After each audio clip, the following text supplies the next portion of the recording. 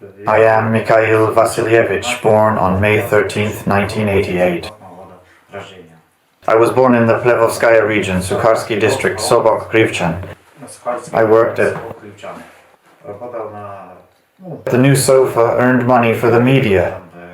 I had a wife. You had? I did. What happened to her? I had a wife until she died. And children? No children. How long did you live together with your wife? About 9 or 10 years. What did she die of? Well, I don't know. She had something wrong with her heart, her lungs, her nerves were weak. She went to Porcha, then came back from Porcha, was in the hospital, spent 3 months in the hospital. Then she recovered normally, but 2 summers later she went again, then came back and got sick again. There was something wrong with her. Did she catch something in Poland, maybe? Well, maybe. Maybe it was something from Poland. And why did you go for work? For work, for seasonal labor. Tell me, when and how were you drafted into the army?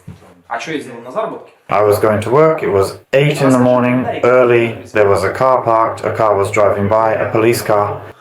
It was driving and then stopped, and I was just walking, minding my own business, and behind me was a guy in his 20s, and I had, well, like, where the conductor should be, everyone has one. I showed my passport. When we actually went here, they immediately transferred you. We then went to the Zhovnevi district, specifically to CSKA, to the military enlistment office, you see. Olya choked up and said she was going through the medical commission. We go into the office, there are 6 people sitting there to do the examination. Doctors? Doctors, yes. We handed in the documents, they're being processed. They ask, what hurts you? They say your arm was broken 3 times at the shoulder and twice here. Lungs, inflamed lungs. When you run there or something, well, you get out of breath. Me? They often say, well, basically, you are truly a complete and utter mess, you know. If there are no documents, then it can be arranged. If there are absolutely no official or supporting documents available whatsoever, then a comprehensive and suitable arrangement can certainly be meticulously planned and effectively put into place. Should it be definitively confirmed that there are no relevant or necessary documents at hand, then a proper and well-considered arrangement can indeed be carefully organized and successfully implemented to address the situation comprehensively.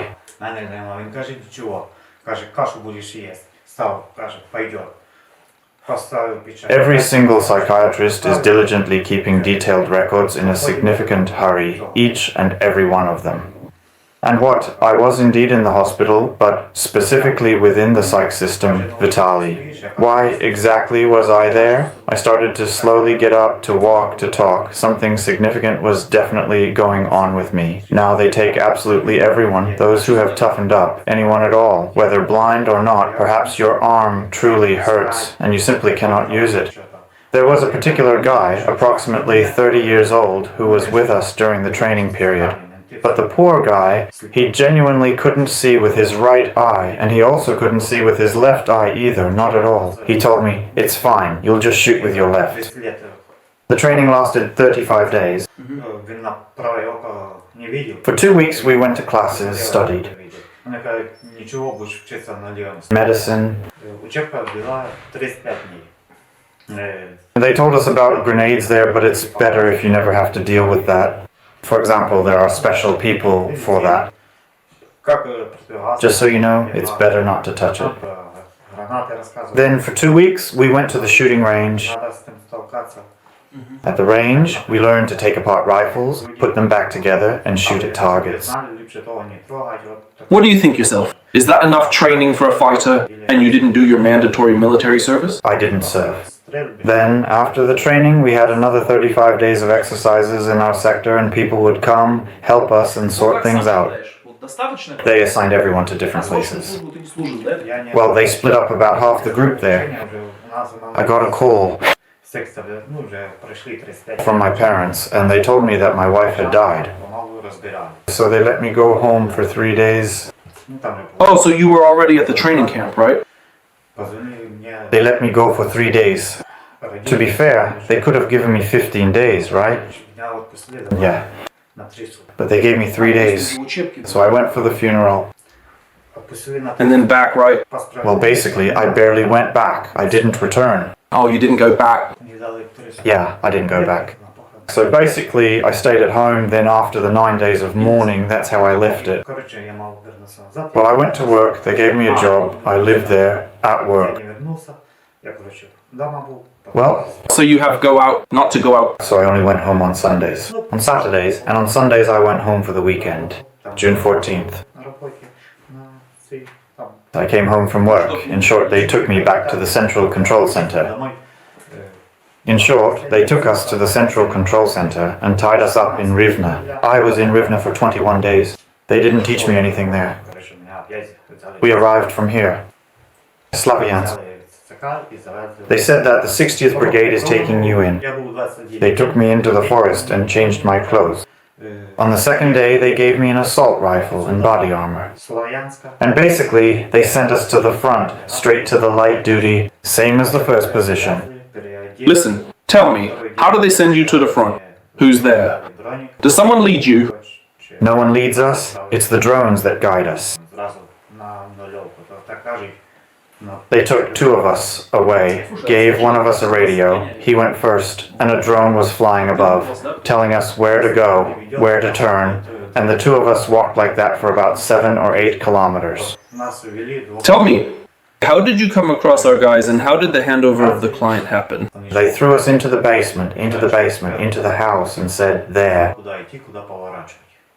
They watched. Some things were falling, some weren't. There were some rumors, and they gave signs. Yes. They brought us into a vile place after some time. They called and said, let's go here. And you want without weapons, without what? Well, they took off my armor, threw away their machine guns, went out, and surrendered. How did our soldiers treat you? It was fine. They checked that we had nothing. Where the grenades were, who was snoring, they tied us up. That's understandable. It was fine. They gave us food, gave us water to drink, offered us cigarettes. It was fine. Listen, were there any among yours who refused to go out on combat missions? I don't know. When we arrived, there were about 10 people there, and even those were limping, already wounded. And the guys who were there, it was just their clothes left. And they were somewhere at the positions. The guys, I asked about them, and I was told they hadn't been there for 3 to 4 months already. And they said they would rotate them, that after a week they'd take them from the workshop and send others. And as for the workshop to the right, they just throw people there, and some have been there for 5 or 6 months. In your opinion, why do they do that? Why do they send people to positions where our guys are already sitting? Mom, I don't know. They don't need mine. Who's waiting for you at home? My mom, my brother. And your brother, where is he? Who is he? How old is he? The older individual, a distinguished person, was born in the significant year of 1980. Meanwhile, the younger individual, also a remarkable person, came into the world in the memorable year of 1991, creating a notable age difference between them. Is he fighting? No. Why not? The younger one works at the mine. He's a miner. The mine gave them our defense. They have the documents. And the older one? The older one stays in the village. There's a small company there. Well, he'll go work there. But he doesn't show that he's a conscript. He doesn't show that he's a conscript. That's what they're all doing too, dodging. No one wants to fight. For what? So listen, did the commanders ever talk to you? Did they say anything to you? Why is everyone just being thrown in? I haven't seen any commanders about that.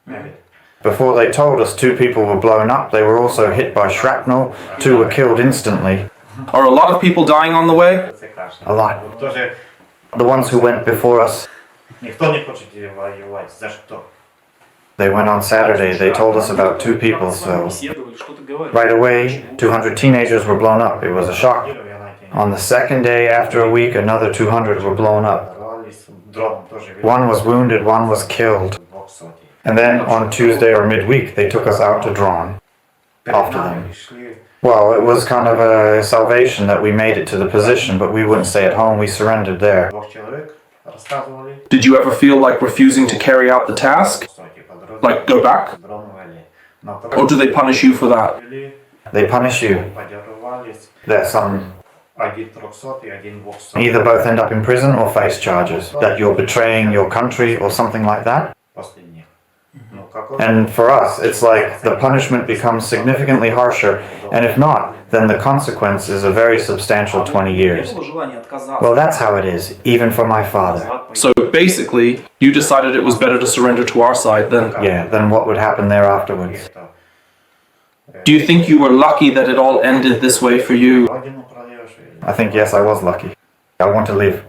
Otherwise, I could have died there. I never had that since childhood. Listen, how was it with supplies for you? Ammunition, food, clothing? How were things? Well, they brought me in, and then they gave me something suitable to wear. And they also provided me with 4 to 5 rounds of ammunition, 2 powerful grenades, and a reliable rifle. Do you really want to be exchanged? I would go for an exchange, yes. Why?